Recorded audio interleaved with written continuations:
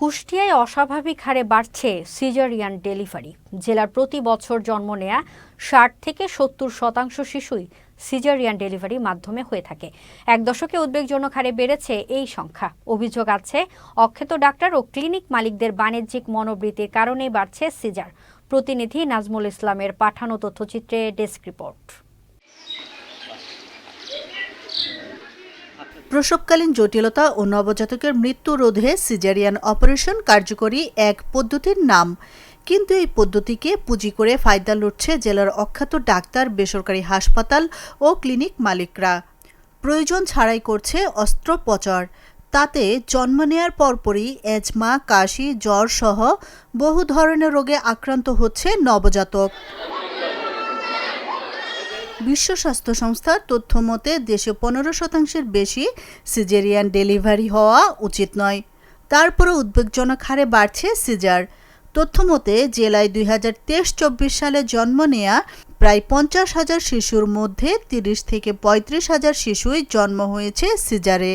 এখানে আনা হয়েছে নিউমোনিয়া হয়েছে, ডবল নিউমোনিয়া হয়েছে, এজন্য আজকে ৪ দিন। বাচ্চা সুস্থ হওয়ার পর আমি রিলিজ হয়ে বাসায় যাই। বাসায় যাওয়ার পরে ৫ দিন পর আবার আমার বাচ্চার ঠান্ডা লাগে, আমি এখানে এসে ভর্তি হই। হওয়ার পরে রিপোর্ট করার পরে আমি জানতে পারি আমার বাচ্চা হলো নিউমোনিয়ার। তারপর থেকে আমি এখানে ভর্তি আছি। রাজশাহী নিয়ে যেতে কইছিলি, তা আমরা বললাম আমারও টাকা পয়সা নেই, আমরা নিতে পারবো না, আর রোগীর অবস্থা ভালো না, আপনি সিজার করে দেন। তার জন্য সিজার করে দিয়েছি।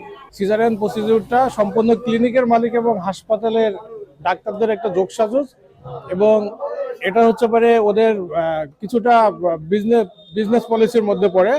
ডাক্তার ও ক্লিনিক মালিকদের যোগসাজশে সিজারিয়ান ডেলিভারি ব্যবসায় পরিণত হয়েছে। সচেতনরা বলছেন, গর্ভবতীদের ঠিকমতো কাউন্সেলিং করা গেলে সিজারিয়ান ডেলিভারির সংখ্যা কমে আসবে।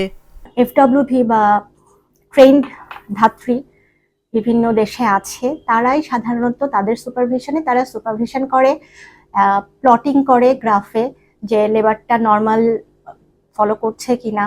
কনসালটেন্ট আছে, কনসালটেন্টের সাথে ফোনে কনসাল্ট করে।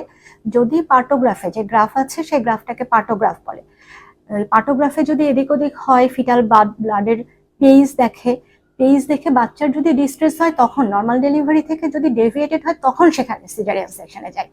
বাংলাদেশের বর্তমানে অবস্থা এসে দাঁড়াইছে এমন, পেটে বাচ্চা আছে মানে সিজার করো। এটা সোশ্যাল পার্সপেক্টিভেও এই অবস্থায় এসে দাঁড়িয়েছে। আবার আমাদের কিছু রেস্টলেস সার্জন আছে, হোল বডি সার্জন আছে, যারা আসলে ঠিক আছে ফ্রিল্যান্সিং বেসিসে সিজার করে বেড়ায়। শুনতে খারাপ লাগলেও কথাটা আসলে সত্য। অ্যাকচুয়ালি আমাদের যত ডেলিভারি হয়, আমাদের বিশ্ব স্বাস্থ্য সংস্থার মতে তার ১০ থেকে ১৫% সিজারিয়ান সেকশন লাগতে পারে, বাট বাংলাদেশের ক্ষেত্রে এই সংখ্যাটা অনেক বেশি। তারপরে আমাদের দেশীয় প্রেক্ষাপটে এটা ২০ থেকে ২৫ পর্যন্ত গ্রহণ করা যেতে পারে, বাস্তবে আরও বেশি। অ্যাকচুয়ালি এটার বড় একটি কারণ হচ্ছে আমাদের দেশীয় পেশেন্ট কেন যেন সিজারিয়ান সেকশনটা চেয়েই নিতে চায়, ওয়ান্টেড সিজার। আর একটি কারণ রয়েছে, আমাদের অনেক অখ্যাত ক্লিনিকগুলো রয়েছে যেখানে আসলে উপযুক্ত চিকিৎসকের মতামত ছাড়াই বা তারা অনুপযুক্ত চিকিৎসক, অর্থাৎ গাইনি বিশেষজ্ঞ নয় এমন চিকিৎসক দিয়ে এই ধরনের সিজারিয়ান সেকশনগুলো করে থাকে।